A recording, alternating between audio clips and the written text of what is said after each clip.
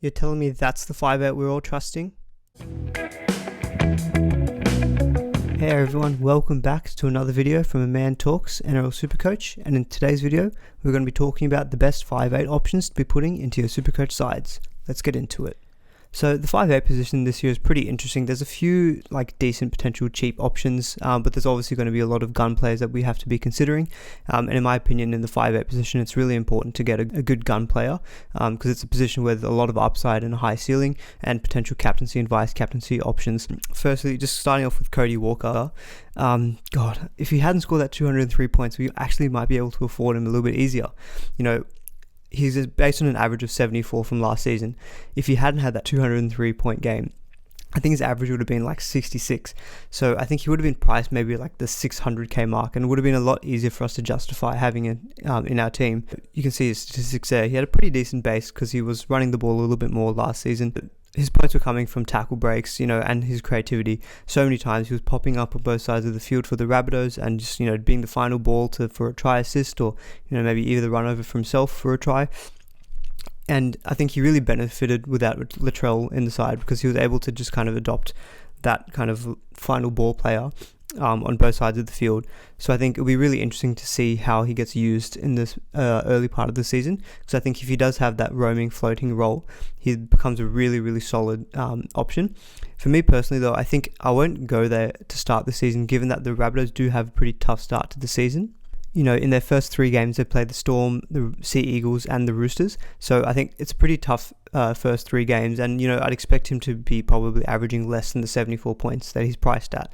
So as a result, I think it would be a good opportunity to kind of wait and see how his role looks in the side. And if he's averaging less than what he's priced at, then he can expect it to go down in price after the first 3 rounds. And then potentially you can look to bring him in after that, because Rabbitohs do have a good following 2 games after that initial 3-game period where they're versing, I think, the Bulldogs and the Broncos back-to-back. So that might be a great opportunity to then jump on him when he's gone down in price. So you could expect the Rabbitohs to be piling on the points more than they would against the first 3 teams that I mentioned. So I think that's a good strategy. I think that I'm probably going to adopt with Cody Walker. I won't have him in my starting side.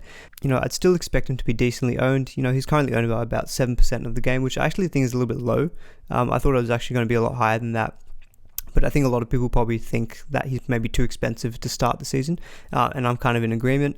But, you can't really argue with those stats. I think it's really down to what his role is going to be and if he can kind of match that same level of creativity and playmaking ability that we saw towards the back end of last season. But yeah, for me, not to start the season, I think. Now, one person I think I'm very likely to start the season with is Cam Munster. So obviously you can see he's by far the most popular 5'8" gun. 38% of the game currently own him.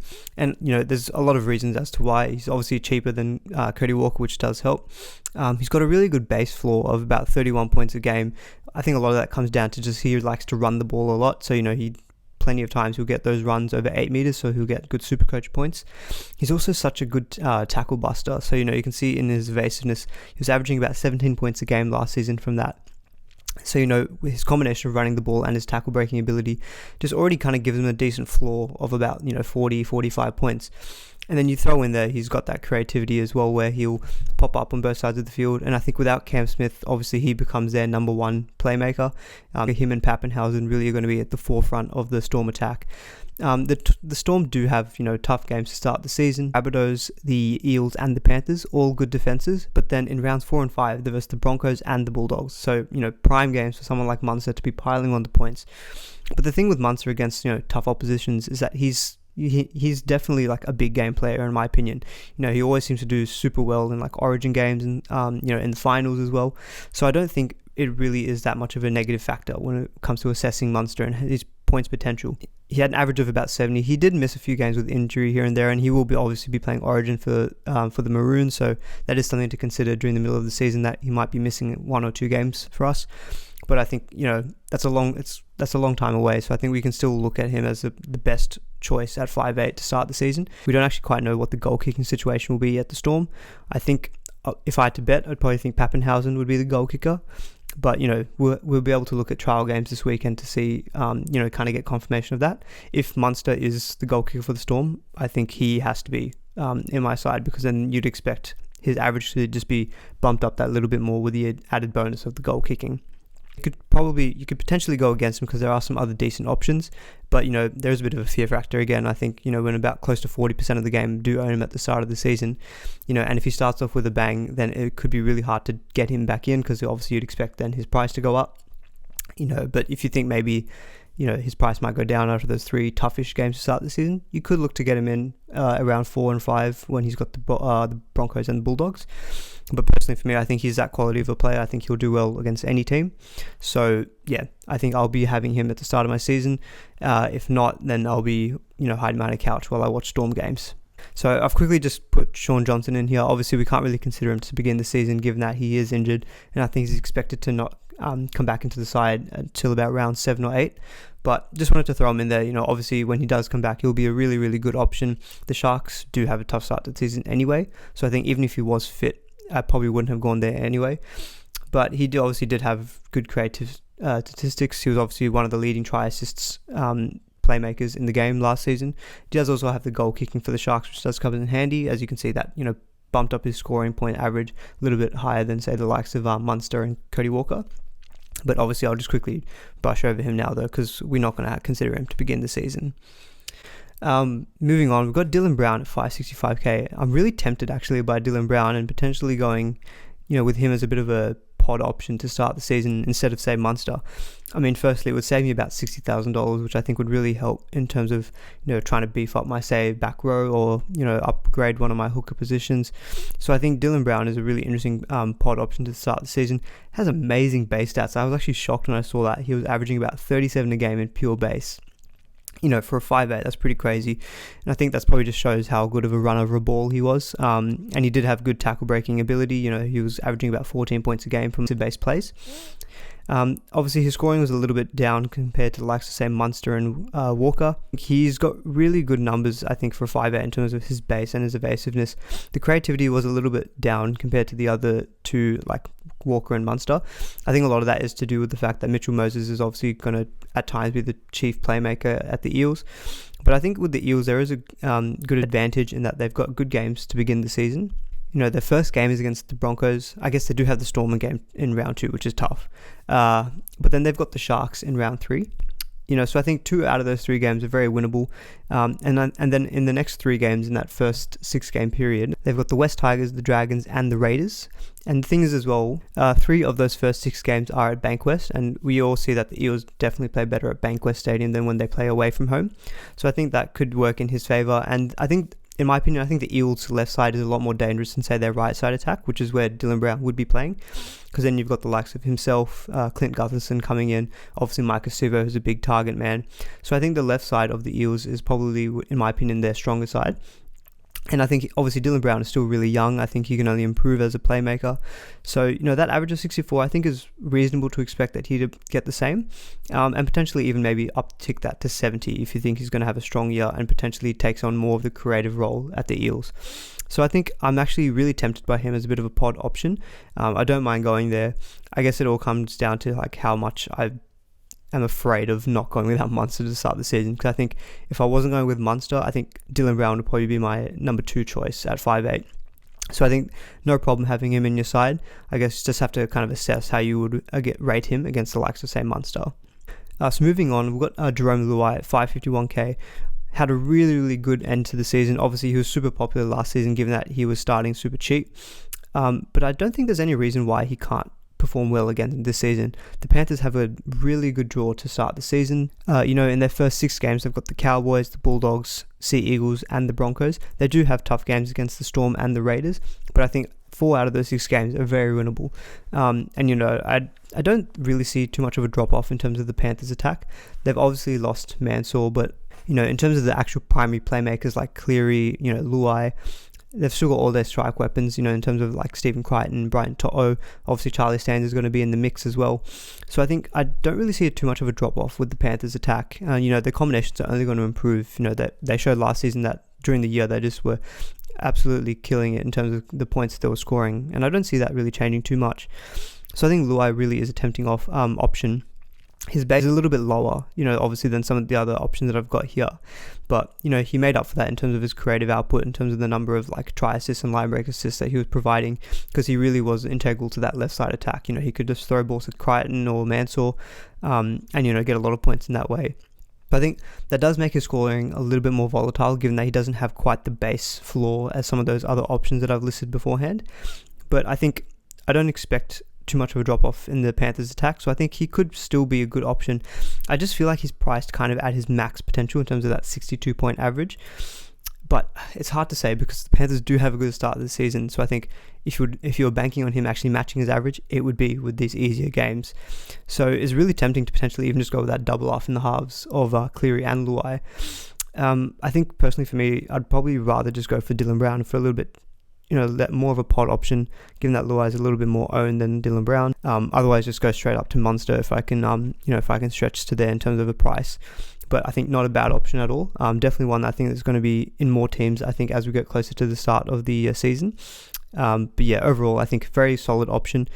It's just going to be hard for me to fit him into my team. So finally, moving on to Jack Wighton, I think is a really interesting prospect. I think he is actually someone who I started the season with last year, and he's one of those players who's a bit hot and cold, and I think he just tends to go on some of these runs where he just scores really, really well consecutive rounds. And I think with him, it's kind of trying to be able to time when you can pick him up. I mean, the Raiders do actually have really decent games to start the season. In their first 4 games, they've got the Tigers, the Sharks, the Warriors, and the Titans in their first 4 games. They do then follow that up with the Panthers and the Eels. But I think those first 4 games, very winnable games for the Raiders. And I think with Wighton, I think it all depends on how we see him running the ball. I think towards the end of the season, we saw he was really just running for it. If he got the ball, he was like, what, I'm just not going to pass it out. I'm just going to go. And he's such a strong runner of the ball. Obviously with that running, his base stats pretty decent at 28 points a game, and he had really good tackle breaking ability. As you can see, he was averaging about, say, 11 a game, which is more than the likes of Luai. So I think it all really depends on how we see him playing and how effective he will be at running the ball. Personally for me, I think I kind of got burnt by him last season because I had him at the start of the year. He started off well with like a 90, but then he just had scores running in like, say, the 30s and the 40s. A little bit burnt by him, so I probably have some bias coming in terms of picking him. I just think there's going to be some more consistent, reliable options ahead of him, like, Dylan Brown and Munster. I think he's not bad, if you just want to take a bit of a punt. But for me, I just don't see myself going there. I think he's just a little bit inconsistent for me. But yeah, I guess it all depends on how we see him running the ball. And the thing with him, I feel like in the games that he doesn't score tries, he just doesn't seem to get like that good floor in terms of point scoring. So I've just got his numbers up here that I'm just having a quick look at. So in those games that he didn't score a try, he was getting scores of about 46, 28, 40, 53, 35, 59, which is not bad, 41, 83, 65, so I think it's kind of indicative of that, in the games where he wasn't scoring tries, rarely getting above the 60-point mark. And I think for me, when I'm looking at my 5'8", I really want a gun player who's going to be getting me 60 points plus consistently. And I just don't think he provides that unless he's scoring tries, which are, obviously very unpredictable as to when he does. So I think for me, I'm probably just not going to go there, but I think he's not bad to start the season, given that the first 4 games are pretty easy for the Raiders. Alright, moving on, we've got some mid-range options at the 5'8 position. I don't think it's really a kind of price bracket I'm looking too much at 5'8. I just think, given that you want to emphasize your gun 5'8 starting position, I think it then creates the need to have more cheap players, and I think this mid-range category can be a bit of a limiting factor in terms of reaching that gun 5'8. But there's a couple of options that I've got here. So, Ash Taylor about 430k. The price is a little bit too awkward for me, but averaging 49, I guess it's okay. You could argue that the Titans, obviously, the season last year was like, a tale of 2 seasons. The first half was pretty abysmal, and then the second half was absolutely amazing, And obviously they've got new signings like Fafita and Tina Fasulma-Ali. So I think, if you think that the Titans are going to continue to do well, Ash Taylor might play a part in that. The thing was, he has a very low base of about 16 points a game. He did have the goal kicking for a time, but I think it was shared between him and Fogarty at times. But I also think Patrick Herbert is now going to the Titans, and I feel like he's going to be the actual goal kicker. So that does actually take away some points from Ash Taylor. Obviously he has pretty decent creative statistics at 21 a game, because obviously he's going to be one of their chief playmakers. You could argue as well that if he's just roaming around the field and he's got weapons like Fafita to pass to, he could just pass to him if Fifita runs over for a line break and a try, and then there's Ash Taylor with his line break assists and try assists, so he potentially could be getting some extra creative points in that regard, but I think that's a little bit hard to call, and I think just at that price it's a little bit awkward for me. So I just personally don't think I'll be going there. Like, I think just spend 100k more and you can get up to the likes of Wighton and Luai, who obviously I've given my thoughts on Wighton maybe being a bit inconsistent as well, but I think that's 100k which is going to be worth spending. You're getting from an average of about 49 to an average of about 60 plus. So I think it's worth paying the extra money for him, for those guys, as opposed to someone like Ash Taylor. Next I had Jake Averillo. So he does have some advantages in that he's listed both in the centre and the 5'8 role. I don't think I'd actually have him at 5'8. I've probably, if I wanted to put him in my team, I'd probably put him at centre. But I thought I'd just kind of briefly talk about him here. So he's kind of owned by about 10% of the game. I think most, I would assume, would have him in the centres. He's averaging about 37 points a game last season. Not great in terms of base points. He's getting about 17 a game. I think he did actually have the goal kicking for a time at the Bulldogs. But the thing is, I would expect now with Carl Flanagan moving to the Bulldogs that Averillo is going to lose those goal kicking duties. We just don't quite know actually what the halves rotation is going to be at the Bulldogs. Obviously, you'd expect Flanagan is going to be the number 7. But in terms of the number 6, you had guys like himself, Lachlan Lewis. They all kind of, I think there's someone else, sorry, I just can't remember off the top of my head. So I think there's just a few players who are going to be competing for that kind of 5'8 position at the Bulldogs. So I guess it's one of those cases where we just wait for Team List Tuesday before the start of the season. And we can see if he's going to be playing in that role. I think if he's playing in a 5'8 role, that is better than him obviously playing at the centres, because that makes him a bit more integral to the attack for the Bulldogs. So you'd expect those creative numbers to go up a little bit. Evasiveness, obviously if he becomes a bit of a running 5'8, you expect potentially some tackle break points from there as well.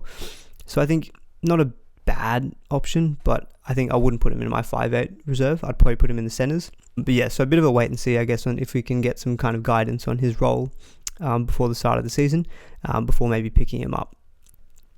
And finally got Lachlan Lam, who I think is a pretty interesting prospect, and I think I'm surprised actually at the moment that he's less owned than Averillo. I'd expect that to kind of increase as we get closer to the start of the season. At 310k, pretty intriguing mid-range option. He does have 5'8 and hooker dual flexibility, which is really useful actually. And he is tipped to be the starting 5'8 for the Roosters, with Kiri moving to halfback. But one thing I noticed with him, I was looking at his stats, and he's got a base average of 28 a game, which is unbelievable. And I think he played some games from the bench last season for the Roosters where he was coming on as that number 9 replacement, so that might have inflated his base stats a little bit. But there was one game I saw where he was playing at number 7 for 80 minutes and he scored 37 points in base. So he does get it done, even playing in the halves as well. So I think just for that reason alone, I would choose him above the likes of, say, Taylor or Averillo, because it just gives you a lot more consistency in terms of what you'd expect his points to be. And obviously, I think the Roosters are a better side than the Bulldogs and the Titans. So I think as his role, improves in the team, you can expect him to be contributing more in terms of the attack and the creative statistics potentially. So I think as a result, that floor of about 30 points could actually go up to maybe about 40. And then I think then he can obviously become a little bit of a mid-range cash cow option. It will be hard to fit him in. I think maybe not at 5'8. Potentially you could flick him up to your hooker position.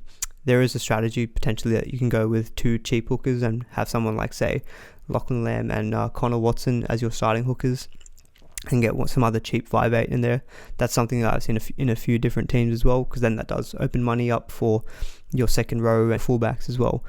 So I think that's not a bad strategy. But yeah, I think Lachlan Lam, decent shout, only 310k, averaging about 30 points in base. I think if you can fit him into your reserve 5'8 or in your reserve hooker or potentially starting hooker spot, not a bad mid-range cash cow option that I think we can expect to see perform decently well at the Roosters.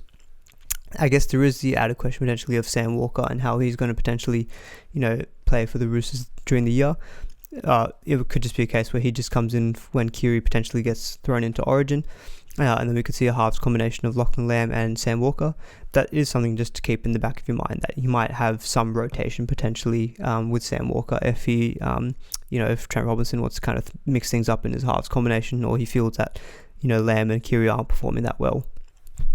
Alright, finally we're moving on to some cheap cash cow options at the 5'8", and I think this is the kind of direction that I'm leaning towards, as opposed to say going to that mid-range price bracket of 5'8". So starting off, we've got Matt Moylan at 253k, obviously a super popular option given that in the past he's averaged in around the 50 to 60 point mark, and he's obviously had injuries, trouble him for the past 2 seasons as well, which is obviously going to be decreasing his average, and therefore that's why his price so cheap. So you can see the appeal as to why so many players are jumping on him. I wouldn't really read too much into those statistics because they're all based on kind of last season's average. I think for him, it's just purely going to be, selecting him in your side is just going to be based on what kind of output you think you're going to get from him in the Sharks attack. Like, I will mention that the Sharks' draw to start the season is a little bit tough.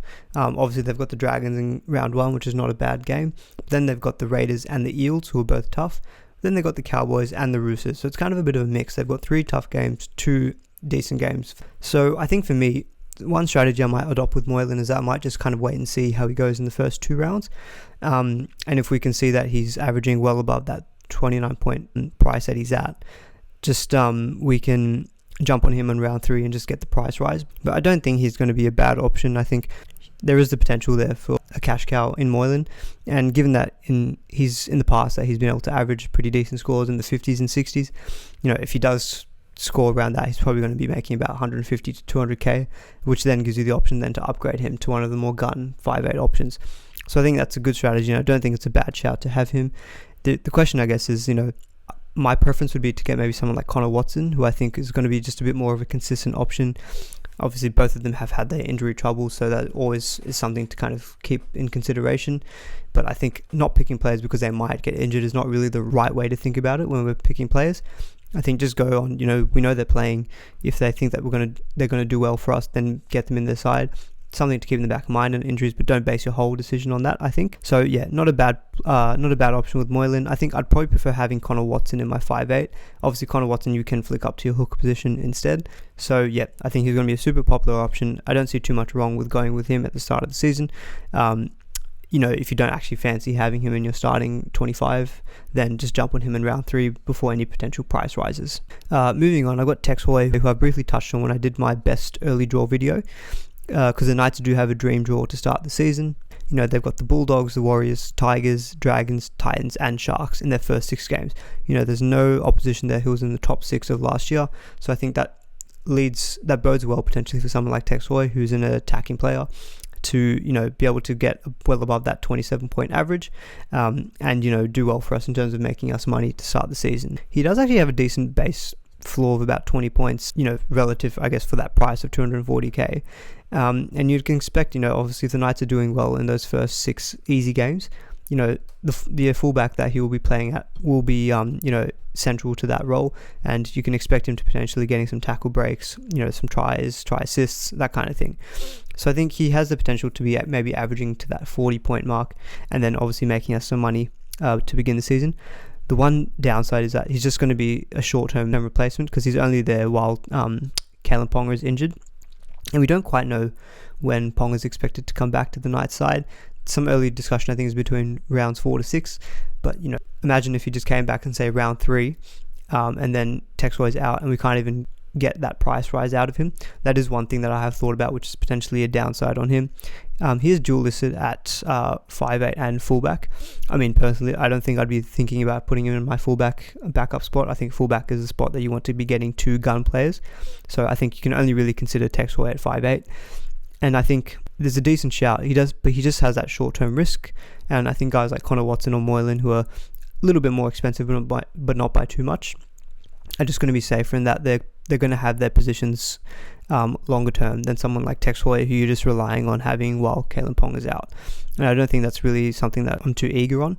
So I think for me, Tex Hoy, if you want to have a bit of a punt, then it's not a bad option, but just keep in the back of your mind that Ponga could come back early and you might not actually get that much cash cow generation out of Tex Hoy. And finally, I've got Josh Schuster from the Sea Eagles. So the thing with Schuster is that we just don't quite know yet what his role is going to be. He's named at number 6 in the Sea Eagles trial game this weekend. But I would think potentially that Kieran Foran would be playing that 5'8" role. Cade Cuss will be the number 9, and potentially if Foran does actually play at number 9, that does open a spot up potentially for Schuster to be the number 6. He's obviously almost at basement price at 203k. So to look at the round 1 team list for the Sea Eagles, if we see that he's at number 6, then I think that's a valid argument to have him at your number 6 reserve spot. As you can see there, he was averaging about 31, pretty okay base points at about 19 a game. And he looked relatively creative, so I think not a bad shout. He's obviously going to save you a lot more money than compared to the likes of Moylan or Tex Hoy. I think that's definitely something to his advantage. So I think it's just for him, just purely a wait and see on the round 1 team list. And if he's listed at number 6, I think it's fine to have him in your reserve 5'8 spot, and he could be a good cash co option then. Alright everyone, that's my thoughts on the 5'8 position. I think there's some clear standout options like Munster, potentially Dylan Brown, Luai and Cody Walker. And there are some decent cash cow options at 5'8 who I think we can consider to be making us some good money to start the season. So I think it's an interesting position. I think there's a lot of different avenues that you can go. I don't think it's one of those positions where it's absolutely clear that there's just one gun player. I think you have a little bit more room to go with some pot options in this role. But yeah, hopefully you guys found some value out of this. Would really appreciate a thumbs up and a like on the video if you enjoyed it. And please do consider subscribing, because I'll be putting out more videos similar to this as we get to the start of the season. But now that'll be it, and I'll see you in the next one. Thanks.